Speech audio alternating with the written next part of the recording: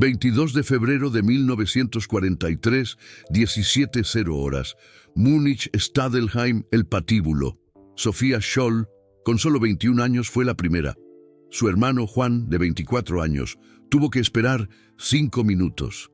5 minutos sabiendo que su hermana menor estaba muriendo. Luego le tocó a él, hermano y hermana, juntos en la oposición, juntos en la muerte, el mismo día, 4 días. Eso fue todo.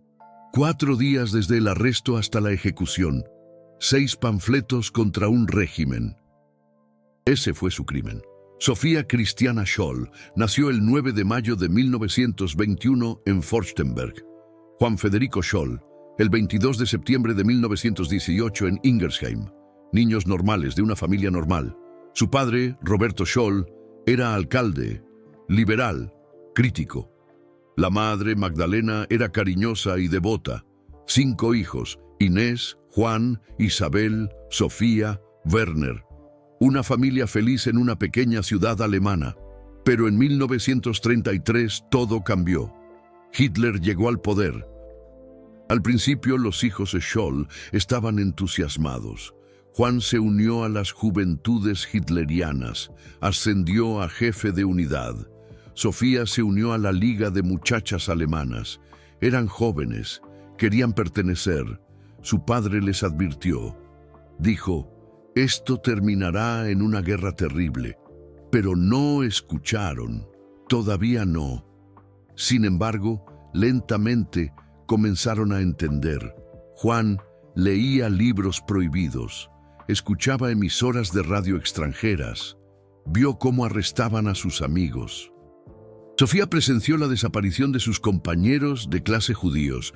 El entusiasmo se transformó en duda. La duda en oposición. En 1942, Juan estudiaba medicina en Múnich. Sofía llegó a Múnich en mayo de 1942 para estudiar biología y filosofía. Vivían juntos, hermano y hermana, ahora también camaradas. Juan ya había formado un grupo de oposición, La Rosa Blanca, con sus amigos Alejandro Schmorell, Guillermo Graf, Cristóbal Probst y el profesor Kurt Huber. Escribieron panfletos. Llamamientos anónimos a la resistencia. El primer panfleto apareció en junio de 1942. Nada sucede sin tu disposición. El segundo en julio. El tercero, el cuarto, en julio.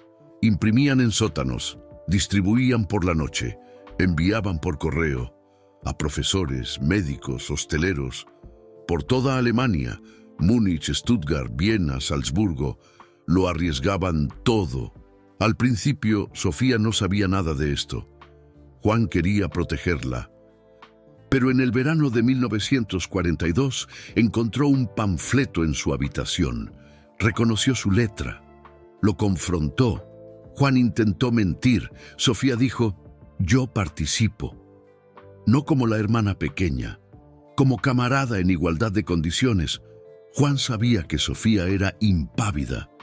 Si creía que algo era correcto, lo hacía sin concesiones.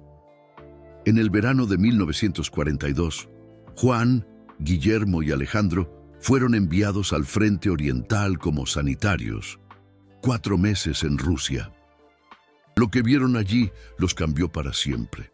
Fosas comunes, fusilamientos, prisioneros de guerra muriendo de hambre. Vieron el verdadero rostro del régimen. Cuando regresaron en noviembre de 1942, estaban decididos. No más oposición en silencio.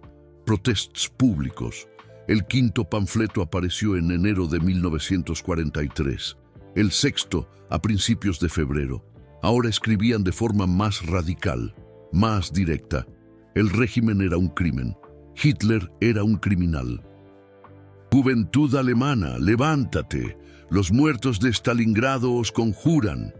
Un pueblo que renuncia a su libertad solo merece la esclavitud. El 18 de febrero de 1943, la Universidad de Múnich estaba llena. Entre las clases, cientos de estudiantes recorrían los pasillos. Juan y Sofía llegaron con una maleta llena de panfletos. Los colocaron frente a las puertas de las aulas. en los pasillos, en todas partes, rápido, discretamente. Entonces terminaron. La maleta estaba casi vacía. Solo quedaban unos 100 panfletos. Sofía miró hacia la galería en el atrio, 3 pisos de altura, cientos de estudiantes abajo.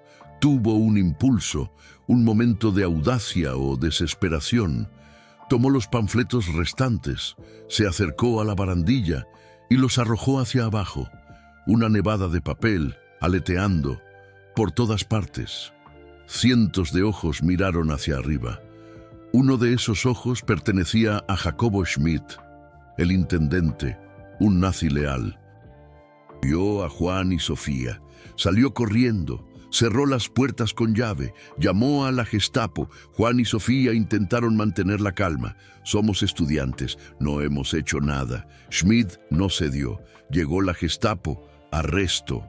11:00 de la mañana, los separaron. A Sofía al cuartel general de la Gestapo en el Palacio Wittelsbacher, a Juan también, celdas separadas, interrogatorios separados. Roberto Mohr interrogó a Sofía. Antonio Mahler interrogó a Juan durante horas. Lo negaron todo. No conocemos ningún panfleto, solo estábamos en la universidad, normal, estudiantes.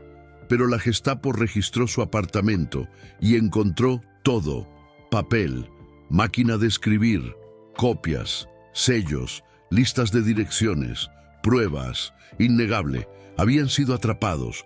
El interrogatorio cambió. Ahora ya no se trataba de sí, sino de quién más. Sofía se mantuvo firme. Solo nosotros, nadie más. Juan dijo lo mismo. Solo nosotros. Intentaron proteger a sus amigos hasta el final, pero no sirvió de nada. La Gestapo arrestó a Alejandro Schmorell, Guillermo Graf, Cristóbal Probst, al profesor Huber, uno tras otro. La red se derrumbó. El 20 de febrero, Juan, Sofía y Cristóbal Probst fueron acusados: alta traición, favorecimiento del enemigo, sabotaje de la fuerza militar. La pena era clara: la muerte. El juicio estaba programado para el 22 de febrero, 2 días después. Sin tiempo para la defensa, sin un procedimiento normal, un juicio espectáculo. Rolando Freisler vino personalmente desde Berlín, presidente del Tribunal Popular, notorio por su brutalidad, por sus veredictos gritados. Odiaba a los traidores, y Juan y Sofía eran a sus ojos los peores traidores. Alemanes, educados, jóvenes, deberían haber servido al Reich. En cambio, lo combatieron. 22 de febrero de 1943, 10:00 horas. El juicio comenzó en el Palacio de Justicia de Múnich, sala 216. Juan, Sofía y Cristóbal se sentaron en el banquillo de los acusados. Sus padres llegaron. Roberto y Magdalena Scholl habían viajado desde Ulm el día anterior. No sabían que el juicio sería tan rápido. Pensaban que tenían tiempo, semanas, tal vez meses. Estaban equivocados. Freisler gritó, insultó a los acusados: traidores, criminales, enemigos del pueblo. ¿Cómo se atrevían? Alemania estaba luchando.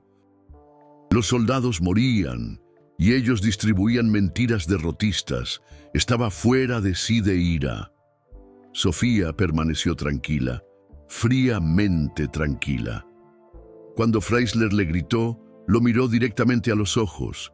Ella dijo: alguien tenía que empezar. Lo que dijimos y escribimos, mucha gente lo piensa, solo que no se atreven a decirlo. Freisler rugió.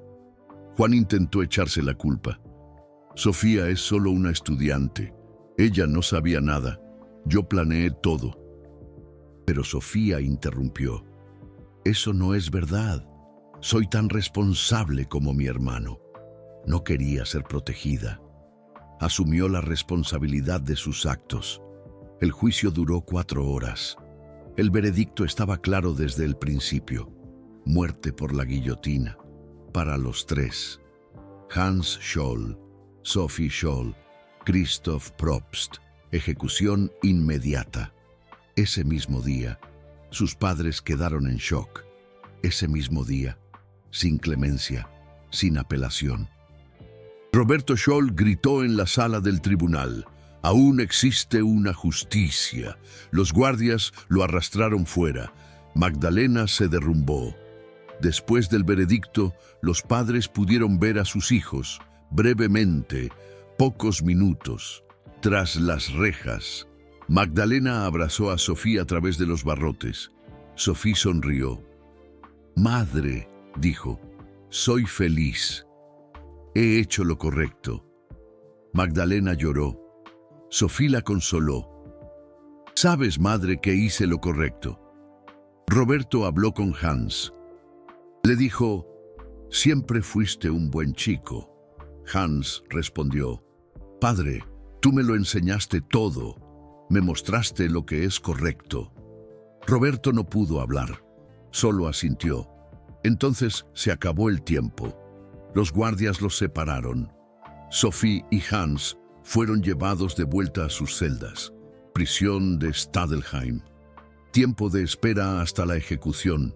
Horas. Pocas horas. A Sofía le dieron cigarrillos. Normalmente no fumaba.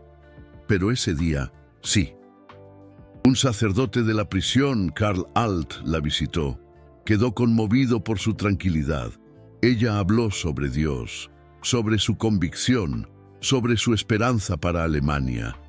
No tenía miedo. El padre Alt dijo más tarde: «Vine a consolarla. Al final, ella me consoló a mí». Hans estaba en su celda, tranquilo, sereno. Escribió una última frase en la pared: «A pesar de todas las fuerzas, mantenerse». Un poema de Goethe. A pesar de... Christoph Probst, el tercero condenado a muerte, estaba desesperado. Tenía 3 hijos pequeños. Se convirtió al catolicismo en el último minuto. Quería estar en paz con Dios. El padre Alt lo bautizó en una celda de prisión, horas antes de la muerte, 17:00 horas. Había llegado el momento. Sofía fue la primera en ser llevada. Se fue sin resistencia, tranquila, digna. El verdugo Johann Reinhardt era un profesional, rápido, eficiente, impasible. Sofía puso su cabeza en el patíbulo. Sus últimas palabras, dichas pocos minutos antes: «Qué día tan hermoso y soleado, y tengo que irme. Pero ¿cuántos deben morir hoy en los campos de batalla? ¿Qué importa mi muerte si por nuestras acciones miles se despiertan?» La hoja cayó. Sofía Scholl estaba muerta. 21 años. 5 minutos después llegó Hans. Sabía que Sofía acababa de morir. Gritó un último llamado: «¡Viva la libertad!». Luego bajó la cabeza. La hoja cayó. Hans Scholl estaba muerto. 24 años. Christoph Probst siguió. También murió rápidamente. 3 jóvenes, en un día, dentro de una hora. Muertos. Sus cuerpos fueron arrojados a una tumba sin nombre, sin ceremonia, sin honor, nada. El régimen quería que fueran olvidados, borrados, como si nunca hubieran existido. Pero la historia de la Rosa Blanca no terminó ahí. Los otros miembros fueron perseguidos. Alexander Schmorell fue arrestado en febrero. Ejecutado el 13 de julio de 1943, Willy Graf, arrestado en febrero. Ejecutado el 12 de octubre de 1943. El profesor Kurt Huber fue arrestado. Ejecutado el 13 de julio de 1943, uno tras otro, pero los panfletos sobrevivieron, fueron copiados en secreto, pasados, llegaron al extranjero. Los aliados se enteraron. En el verano de 1943, la Real Fuerza Aérea Británica lanzó millones de copias del último panfleto sobre Alemania. El mensaje de Hans y Sophie llegó a millones.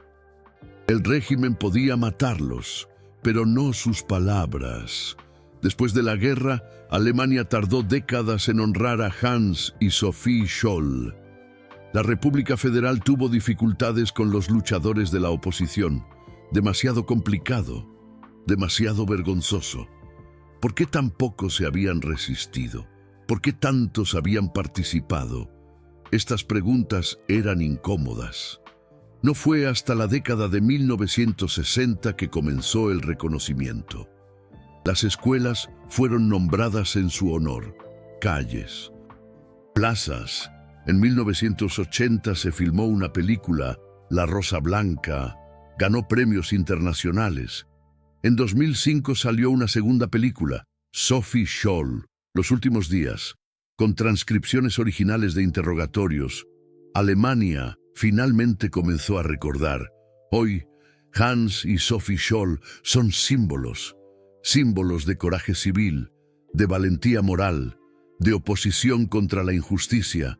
Sus rostros están en todas partes, en libros de texto, en sellos, en museos. La Universidad de Múnich ha nombrado una plaza en su honor, con placas de bronce que muestran dónde cayeron los panfletos. Pero aquí está la verdad incómoda. Mientras Hans y Sophie morían, millones de alemanes vitoreaban a Hitler. Mientras eran torturados, millones de alemanes luchaban por el régimen. Eran una pequeña minoría, casi solos. Y eso hace que su historia sea aún más importante. Muestra: no se necesita un ejército para resistir, solo se necesita coraje y una máquina de escribir y la voluntad de morir por lo que es correcto. Hans tenía 24 años, Sophie tenía 21. Podrían haber tenido vidas largas, carreras, familias, hijos, nietos. Sophie podría haber sido bióloga, Hans médico. Podrían haber sobrevivido a 1945, haber presenciado la liberación, haber ayudado a construir la nueva Alemania. En cambio, murieron en 1943, juntos, el mismo día, porque creían que el silencio es complicidad, porque no podían quedarse mirando, porque eran alemanes que se avergonzaban de su Alemania. Su último mensaje en el 6º panfleto es hoy más relevante que nunca. Libertad y honor. Durante 10 largos años, Hitler y sus compañeros han exprimido, han desgastado hasta el asco las dos gloriosas palabras alemanas. Lo que la libertad y el honor significan para un pueblo, lo hemos aprendido suficientemente en estos 10 años. Murieron por palabras, por ideas, por la esperanza de que su generación se levantara, que Alemania volviera a ser libre. Nunca vieron ese día, pero creyeron en él. En Múnich-Stadelheim, donde murieron, hay hoy una lápida conmemorativa, sencilla, sin patetismo, con sus nombres: Hans Scholl, Sophie Scholl, Christoph Probst y muchos otros, estudiantes, profesores, personas que dijeron no. Todos los días vienen visitantes, dejan flores, rosas blancas, siempre rosas blancas. Para los hermanos que murieron el mismo día, para el hermano que escuchó morir a su hermana, para la hermana que no se rindió hasta el final. No simplemente los asesinaron. Primero intentaron quebrarlos, interrogatorios de horas, aislamiento, amenazas. La Gestapo le ofreció a Sophie un trato. Di que tu hermano te obligó, di que no sabías nada, y te dejaremos libre. Sophie se negó. No era menos culpable que mi hermano. Esa es la verdad. Esa verdad le costó la vida. Pero preservó su dignidad, y la historia la recuerda no como una víctima, sino como una heroína. La pregunta que queda: ¿por qué lo hicieron? Sabían que probablemente no cambiaría nada. Sabían que probablemente serían capturados. Sabían que el castigo era la muerte. Entonces, ¿por qué? Sophie escribió en una carta a su amigo Federico Hartnagel: no puedo comprender que constantemente se ponga a personas en peligro de muerte. por otras personas. Nunca podré entenderlo. Y me parece algo terrible. No digas que es por la patria. Esa fue su respuesta. Conciencia. Simplemente conciencia. No podía quedarse mirando y callar. Aunque el silencio hubiera sido más seguro, aunque el silencio hubiera sido más sensato, su conciencia no se lo permitía.